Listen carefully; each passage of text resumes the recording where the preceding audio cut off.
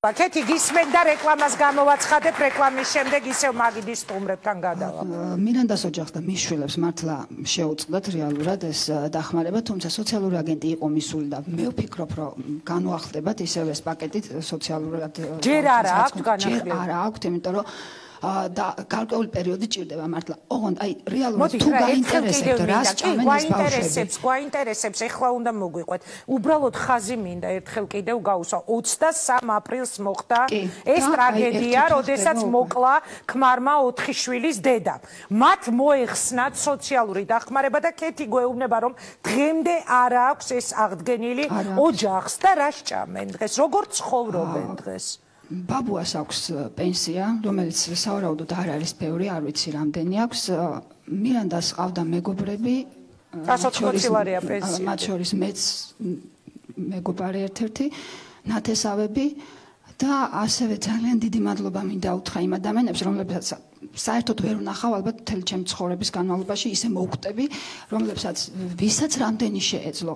ეს იყო თანხა დაწყებული 10 ლარიდან 100 დოლარი გვქონდა ყველაზე მეტი და რაღაცნაირად მოვახერხეთ იმდენი, რომ ბავშვებს საჭმელი აქვთ. მაგრამ არ აქვთ არანაირი პირობა იმისთვის, რომ 18 წლის გოგო მოუაროს წლისა და 2 თვის პატარა მის დას. არ აქვთ ცხელი წყალი, არ აქვთ საყოფაცხოვრებო ნივთები, არ აქვთ საწოლები. ოჯახი იყოს 20 წელი, მაგრამ რა არის ცით, როცა დედა ხარ, აქ უკვე დედის ინსტინქტი გშველის, ბავშვებს არ აქვს საწოლები. მე ყოველ ღამე ვნერვიულობ, რომ პატარა არ გადმოვარდეს საწოლიდან. მე მჭირდება რაღაცა ისეთი საწოლი, სადაც ნინოც და მისი პატარა დაც ერთად დაეტევიან და რასაც ექნება რაღაცა შემოღობილი რომ არ გადმოვარდეს, იმიტომ რომ მე მოვისმინე, იცი რა 18 წლისებს ყავთ უკვე შვილი. იმ 18 წლისას რომელსაც შვილი ყავს, იმას დედის ინსტინქტი აქვს და დედის ინსტინქტი ძალიან ისეთი სხვანაირი რაღაცა არის რა, გაფხიზლებს შეიძლება ისეთ დროს, როცა არაფერი არ ხდება სხვაგან. მაგრამ იმ შენ შვილს ჭირდება. ეს რაც შეეხება ამ დახმარებაზე. ანუ მადლობელი ვარ ამ ადამიანების, ჩემთვის პირველი სტატუსი მე დავწერე. როცა ხალხი ყველა წავიდა, მე ნინოს დაურეკე და ვკითხე, რომ პატარასთვის რამდენი გვქონდა საჭმელი. და მითხრა, რომ 3 დღეს გავქაჩავთ. და ჩვენ არ გვქონდა ფული. უკვე აღარ გვქონდა არაფერი და მახსოვს, რომ პირველად დავწერე მე და ძალიან შემწვა. ჩემთვის ძალიან რთულია ახლა ამაზე ლაპარაკი, იმიტომ რომ ეს იყო ძალიან მძიმე დღეები.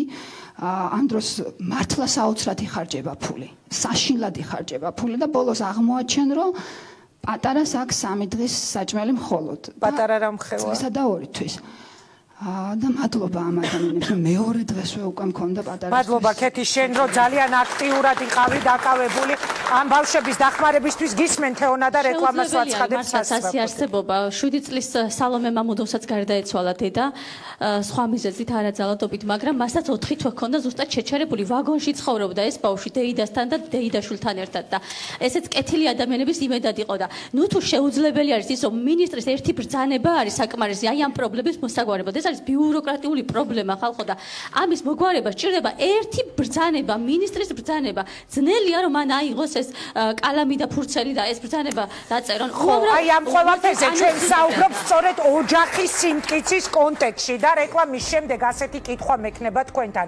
ძალიან ხშირად ჩვენ მოგვისმენია, რომ აი რაღაც ღირებულებები იკარგება, ეხლა ყველაფერი შეიცვალა და ასე შემდეგ. რა არის თითოეული თქვენგანისთვის ქართული ოჯახის სიმტკიცე? ჩვენ ხშირად გვესმის, ადგილგზელოების დონეზე ვისმენთ ხოლმე, მაგრამ მთავრობის ხდომაზეც ვისმენთ, პრეზიდენტისგანაც ვისმენთ, რომ აი ქალთა წელია, მთავრობის ხდომაზეც არაერთხელ მოგვისმენია ასეთი განცხადებები და ამ დროს რატო ვაკეთებთ ამ გადაცემებს? აქცია, ყველაფერი, ყველაფრის უფლება აქვს.